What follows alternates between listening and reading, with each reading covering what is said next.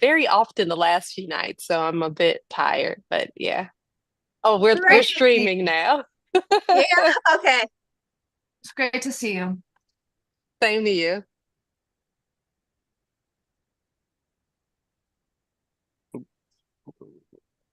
I'm going to I'm switch trying. to my desktop if I can. I'm trying to get Hector to get him into the panelist. It says he's from his iPhone, so I hope that allows him to. Yep, I'm doing it from my iPhone, so it's possible. Okay. We're still getting ready. We're still getting ready. We are live, however, so we are. Let me make sure my sound is off here, so I'm not causing a feedback. Yeah, there. Gretchen, Yes, Julian, he is joining. Cicely, And Carla. Hector, again, I don't know. It's not letting me. Oh, wait, maybe he's here now. Oh, Hector's in. Okay, Demetrius is in. Um, So we I'm have a here. quorum. okay, all I'm going to. I think we are. I think we are good to go. By the way, if you're the folks, we're on grid view, so the view on YouTube is going to show only folks whose cameras are on. So and then your if you do speak, then your square will appear. But I think we are good to go. Good. So, and I actually have my gavel here. So the meeting will come to order. The time is now 10:32 a.m. on Wednesday, October 16th, 2024. This is an executive committee meeting of the District of Columbia Reggie, Commission on. You can't hear me? Can you all hear me? I can. Yes. Is there a problem, Chris? No, we're all good. I get you. Good. This is an executive committee meeting of the District of Columbia Commission on the Arts and Humanities. My name is Reggie Van Lee, Commission Chairperson, and I'm wearing a black zip-up sweater this morning, African-American man. I will now call the roll. When you hear your name, please answer present. Julianne. Present. Chase. Kimber. Carla. Present. Hector. Present. Gretchen. Present. Demetrius. Present. Did I miss anyone? Oh, Cicely, sorry. Yep, present. Good. Did I miss anyone? So a quorum is present. This is the meeting of a public body held in open session and is governed by the Open Meetings Act. Please address any questions or complaints arising under this meeting to the Office of Open Government at opengovoffice@dc.gov. Notice of the meeting was posted in the DC Register and on the Commission's website, dcarts.dc.gov. The meeting is being conducted remotely using the Zoom platform. The meeting is live streamed on the Commission's YouTube channel. An electronic recording of the meeting will be available for viewing online following the conclusion of the meeting. I'll now read the land acknowledgement. Every community owes its existence and vitality to generations from around the world who contributed their hopes, dreams, and energy to making the history that led to this moment. Some were brought here against their will. Some were drawn to leave their distant homes in hope of a better life. And some have lived on this land for more generations than can be counted. Truth and acknowledgement are critical to building mutual respect and connection across all barriers of heritage and difference. We begin this effort to acknowledge what has been buried by honoring the truth. We stand on the ancestral lands of the CAH and the Piscataway people. We pay respect to their elders past and present. Please take a moment to consider the many legacies of violence, displacement, migration, and settlement that bring us together here today. And please join us in uncovering such truths at any and all public events and to use such truths to guide the legacy of this Arts Commission. Is there any objection to the agenda that was previously circulated? Hearing no objection, the agenda stands as adopted. Good afternoon and welcome to everyone. I guess it's still morning. Good morning and welcome to everyone. Today, the committee will go into an executive session, leaving the open meeting format and returning to adjourn after we go through these open meeting topics. It's my understanding that Dave Markey, you're going to cover a lot of these points with us because Aaron is on his way to a meeting. Is that correct? Yes, correct. And I'm Good. also taking minutes. So Great. So why don't we start with the grant system upgrade status? great. So there are two pieces to this. One of it, the first part is the electronic routing system. So we've adopted Smartsheet this year to sort of move away or transition away from using the folders, the hard copy folders, to an electronic system, which is so far is working really well. And then later in the year, we've been meeting with three potential new grant management software companies and have had several conversations with each of them. And so the idea is that probably halfway through this year, we'll transition from the existing system to a new system. And that will go through the regular procurement process. We anticipate it being a procurement of over $100,000, so it will be an open procurement. Any questions on that? Gretchen? Hi, yeah, we are still using folders at this point, are we not? That is correct. We're using folders for some programs. We're using the electronic routing system for the general operating support grant, which is 205 grantees, and then also one of the public art programs. So there's 10 or 11 grant managers using the electronic system at the moment. So Okay, so the majority is still in folders, correct? that is correct, yes. Okay, But they are moving folders. As you may recall, Aaron stipulated that staff be in the office 4 days a week for the month of October to get a head start on folders and so on. So they are, I have a pile on my desk, and they are moving through the system. So. Is there any sense? I'm sorry, Gretchen. Go on. no, go ahead. Is there any sense of, and it may be a little bit of crystal ball, when we might get to this paperless environment? So as I said, we're using it for GOS this year. Our hope is to fully, well, there's sort of a two-part answer to that question. The hope would be that for the FY26 cycle, we would be completely paperless or electronic. Part of that will depend on whether we continue to use Smartsheet or whether the new grant management system will have the capacity to dovetail, like to extend beyond the actual issuing of the awards to the processing of the awards. So, but yeah, by FY26, we hope to be completely paperless. Okay, but you said depending on whether the new system could accommodate that, why can't we choose one that does? Well, that will be the hope as we put the procurement together. That will be one of the stipulations. But if we find a software system that has a bunch of other things that we want to do, then we might opt for that and then continue to use Smartsheet for the electronic routing process. So, okay, and yes, this has been, I'm sorry, go ahead. No, I was just going to say, so by FY26, we should be totally paperless. So. Is that the end of FY26? Is that the beginning? No, going into FY26. So we should be totally paperless. So that's October. Next October, year. Yes. October 2026. Or Right? 2025. October 2025. Which is the start of FY26. Right, so a exactly. year from today, we will be paperless. Correct. Right. Good. Okay, and that's for all of the grants, correct? That is the goal. Yep. The reason we chose GOS to use for Smartsheet this year is because there are 10 grant managers that interface with it. So it's so we want to have the most people with their hands on it. So, and as I said, so far it's working really well. So That makes total sense. Now, how does this integrate with the CFO and financial system?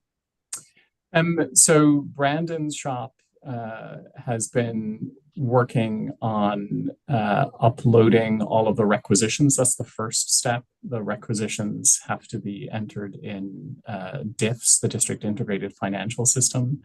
And so they've been working with the folks over there to to sort of streamline that process.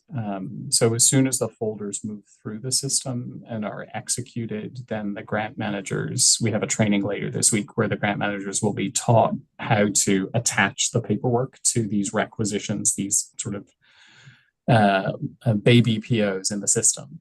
And I mentioned before, with the new, one of the nice things about the new system is that we have more control over the speed at which we generate the purchase orders. So when the requisition goes into the system, the purchase order can be created and the grantee can be notified within 2, 3, 4 days. Where with the previous system, it could often take 3 or 4 weeks for the purchase order to be created. So that part of the process is much speedier. Okay, one of the things that we did before when we went to the system we have now is we actually had grantees come in and test the system in terms of input and how they can interface with it from the outside. Are we doing that? Yeah, so once we narrow down the pool of database systems, we can find ways to have grantees or applicants, work with the couple of companies to do that. I have a list of all of the state arts agencies and the grants management software systems they use. And so Terrell and I met with a couple of them actually a while ago now, just to get their take on the systems and how they work, what they can do, what they can't do, that type of thing. So yeah, we'll continue to make sure that we're finding the best system, for us. My experience of different database companies is that you're not going to get one that is the perfect fit unless it's a customized, a system.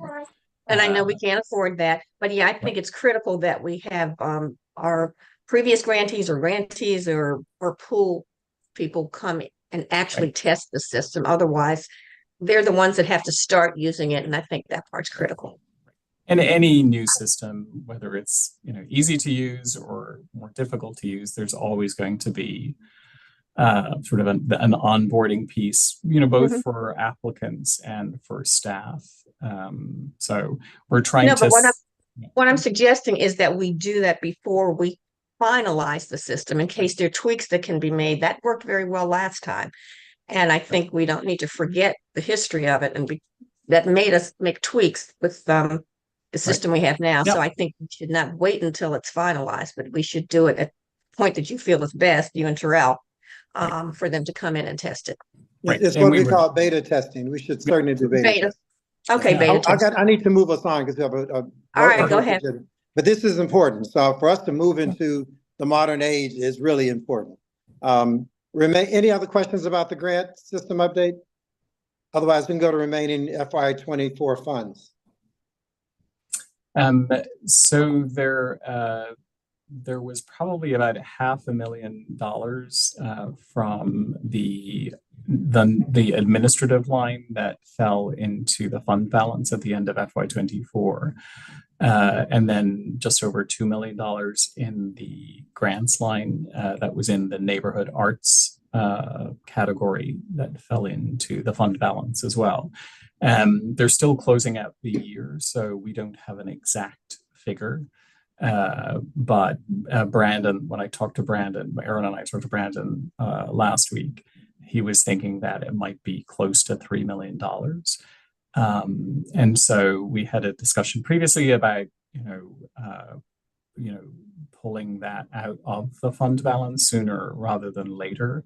And so I started conversations with Terrell and Corinne about what, coming up with sort of a menu of items that we can present to the commissioners for them to decide, or for you guys to decide how we can best use those funds. So, in the past, we tried to get ahead of that and have these discussions before. Let's try one more time. Yep. To have no, I agree completely, Rich. Yep. Yeah, and create that wish list. Would you take the lead on that? Who took the lead on that?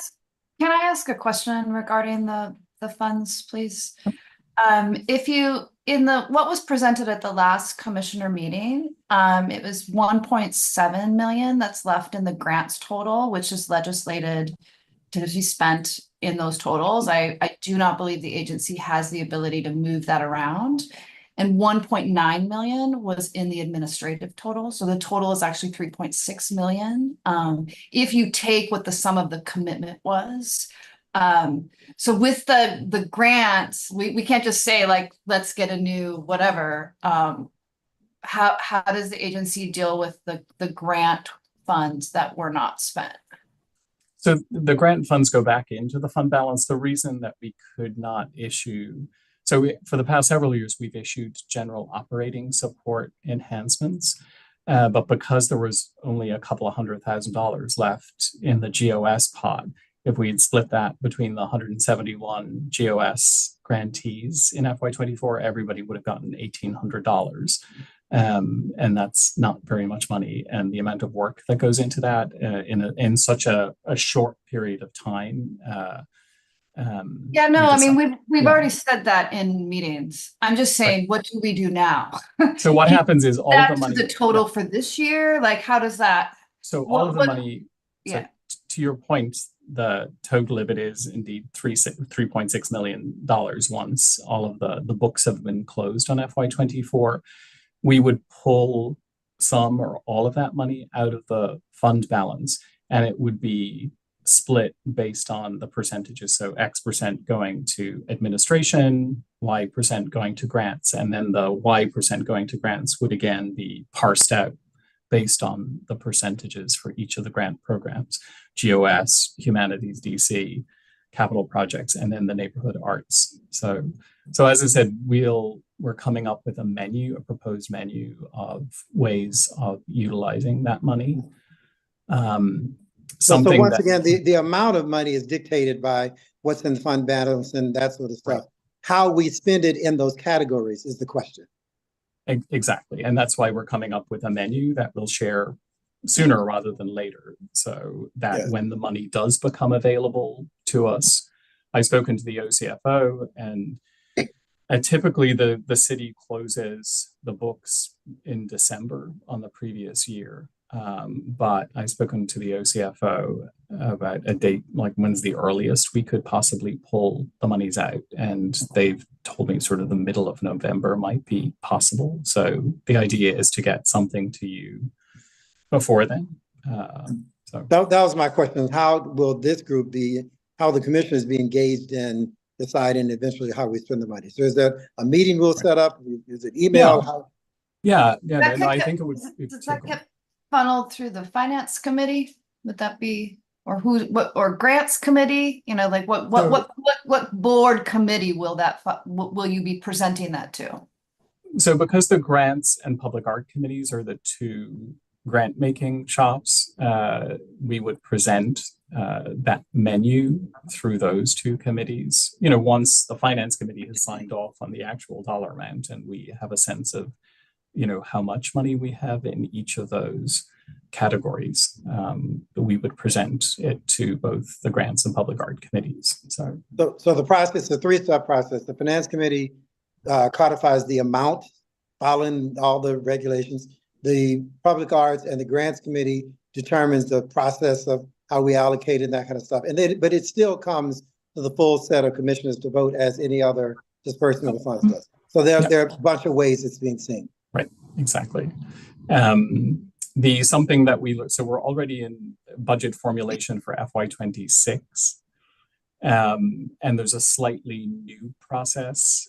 So you may not remember this, but when we formulated the budget almost a year ago for FY25, in order not to have a huge decrease in the budget for the current year, the plan was to pull $4.5 million from the fund balance into the budget for FY25. And so it was, they call it was certified. So it was built into our budget. And then once the budget was finalized, the mayor swept the fund balance. So we were no longer able to include that. And so that's why our $51 million budget in FY24 dipped to $43 million for the current year. So there's a slightly new process for FY26.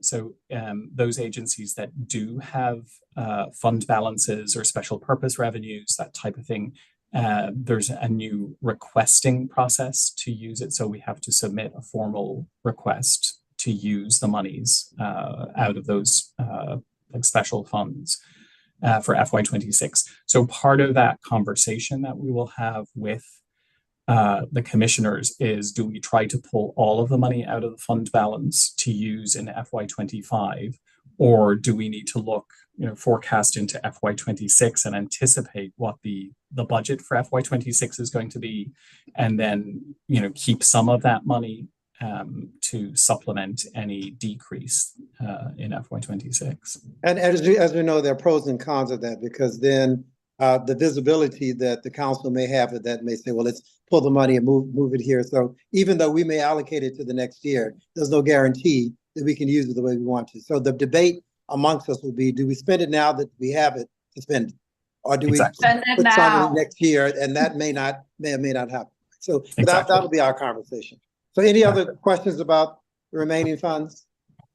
Let's go on to staff commissioner engagement, all staff meeting. Yes. So, and I don't know if you're aware of this, but one of the goals of the strategic plan that we're currently working with is to develop stronger relationships within the agency, between staff and commissioners. And so Aaron would like to find a way in November to have an opportunity for staff commissioner engagement. He has not put a date on the calendar. It was really more of an FYI for the commissioners. He hasn't shared what his thinking is around it, whether he wants to put together sort of a small working group of staff and commissioners to look at what that might look like, whether he wants to bring a consultant in to facilitate that. Don't forget, we're going to have our big staff, our grants revamp in November, so we need to work around that. For the holidays. And to be clear, in full disclosure, this notion of this all-hand meeting with the commissioners came from me. My request came from me.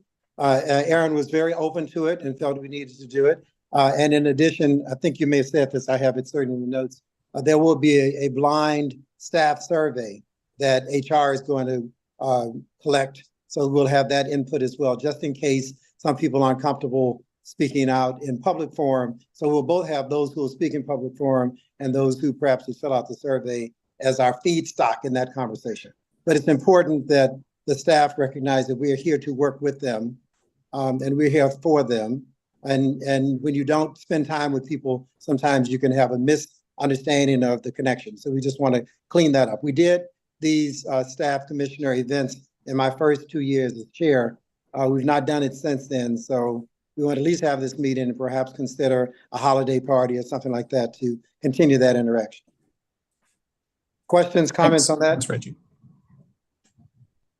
Open positions. So we have made an offer to a new DEI or IDEA officer. It's somebody who will be coming to the area. So there's it will take some time for that person to transition. We also have 3 new grants management specialist positions in the grants department that are open at the moment. And then there will be 2 new positions in a Brandon shop in the resource allocation unit. What's the time frame on the positions being filled? And so, as I'm sure you can imagine, Gretchen Terrell would like to fill them sooner rather than later. Our hope is that by mid-November we can have interviews completed and offers made. Again, the onboarding process can take a little bit longer by the time background checks are done, and then they loop into the 2-week onboarding cycle. So hopefully by early to mid-December we should have those the 3 grant management specialist positions filled. So Other questions, comments on that? Art Week DC update. So we have contracted Michael Kaiser of the DeVos Institute to help move us forward with all things involved in planning for Art Week DC. They have started to reach out to internal stakeholders to schedule meetings so that they have a better understanding as to what our understanding is individually of Art Week DC, so they can then figure out how they help get staff, commissioners onto the same page and understanding for it. If I could just add something here for those who may not know who Michael Kaiser is. Michael Kaiser was the president of the Kennedy Center for 14 years, is now with the DeVos Institute. They do a lot of this not-for-profit study, assessments, strategic plans, et cetera, and has been associated with successes of places like Alvin Ailey Dance Company, Dance Theater of Harlem. I mean, we can go down the list of a bunch of those sort of things. And the benefit of having Michael Kaiser do the work is not only its performance record of having successfully created work like this, but oftentimes the recipient of this work can use this document as a fundraising tool. They can go to funders and say, this has been, blessed by DeVos Institute and Michael Kaiser. So our hope is this will not only give us a plan for Art Week DC, but also we could use it in our fundraising. And the reason at this time it's so important is we have done almost a year of meeting with people, stakeholder meetings, questions, we gathered all this stuff. And now we're with the verge of beginning to admire the problem as opposed to figure out what the answer is. And so I think bringing in someone now who can look at all this stuff we've done and with an objective third party eye suggest what our plan should be going forward. So I'm excited about us having Michael Kaiser.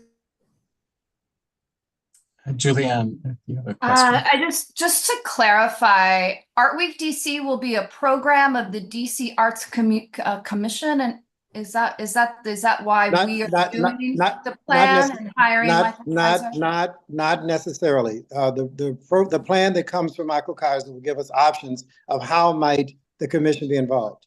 It was never my intention for the commission to own this thing, but to be a part of it. I think it's really important that we say that because the community has many different ideas of how Yep. Well, the thing is, it's not formed yet. I know it's not formed yet, but so yeah. I'll just give me 2 minutes and I'll give you my view. This is just my view.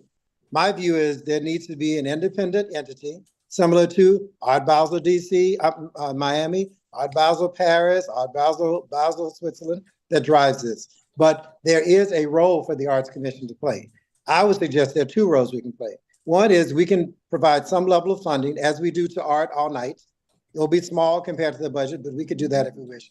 The other is we can help prepare our artists to participate in an international art festival like that, to build their capacity, to do more of the business of the arts training with them, to help them position with galleries, to help them price their work, all of that sort of stuff. So there's something we can do that will be completely artist-centric, that will be a feedstock into this thing.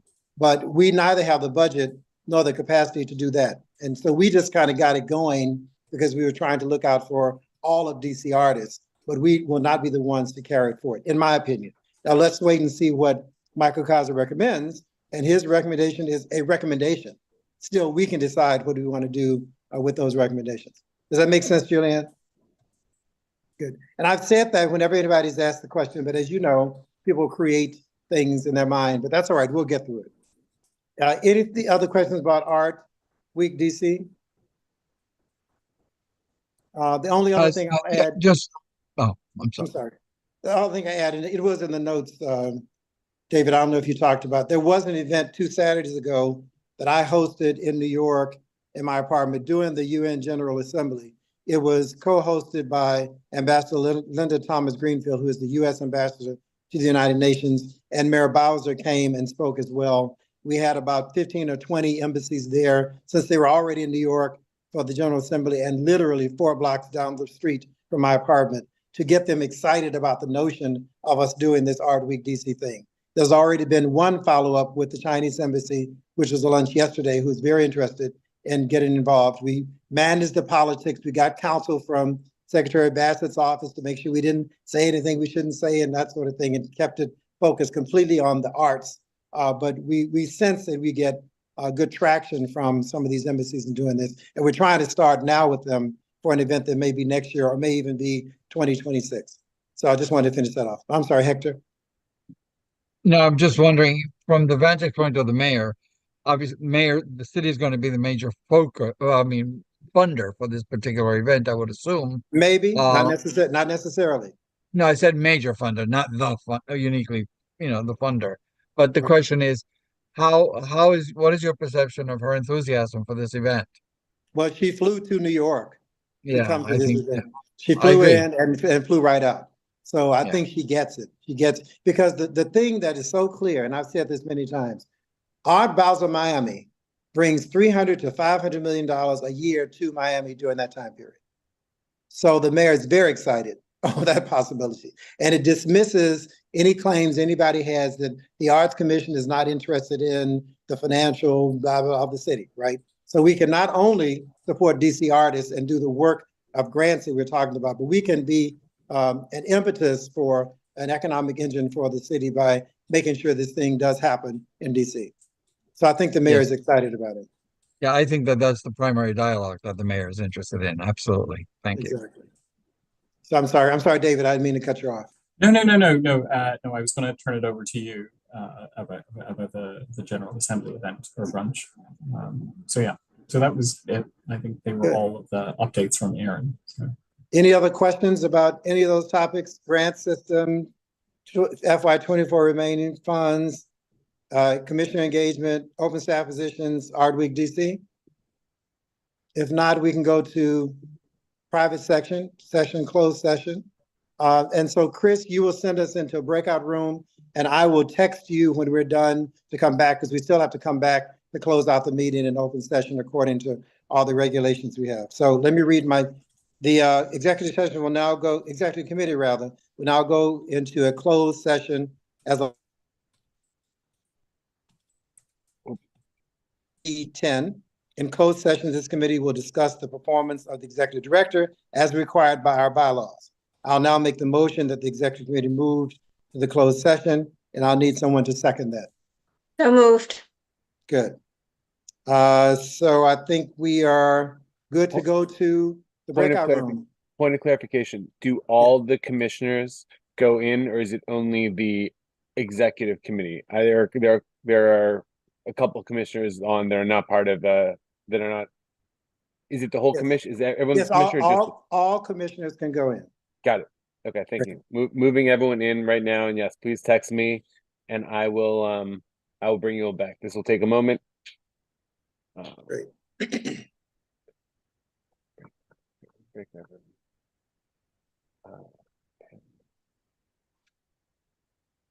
Only sign in. You got this, Chris. I got it. Yes. Thank you, Chris. Thanks, Chris. Um,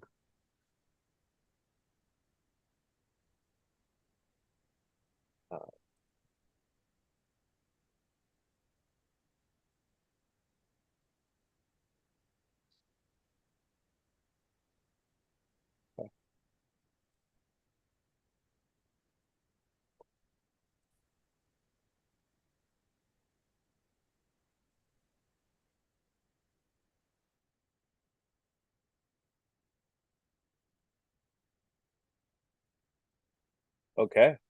Oh, it looks as if Cecily is still Cecily, here. we need to get you in there. Oh, Oh, she's there. gone. There she goes. Okay, I'll hang out here just working away until they come back. We're on the live Oh, stream. Does that mean should we do comedy? You want to do stand up? No, it's a bit early for that. Thanks so much, Chris.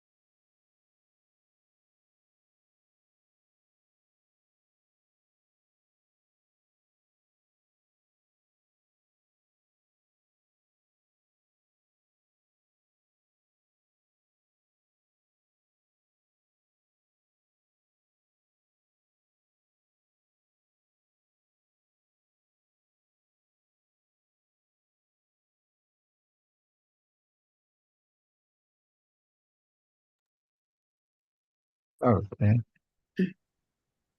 Okay, We're I think, back. We're back. Hello. Thank you, thank you. Chris is fast. Chris, are you there? Oh, David's there, so I know, I just wanted to make I'm sure here. that we were in Yep. open session. So the executive committee is once again publicly back on the record. There being no further business, the next meeting of the commission will be held Monday, October 21st, 2024 at 5:30 PM. The time is now 11:38 AM and this meeting is adjourned. Thank you all. Thank you, guys.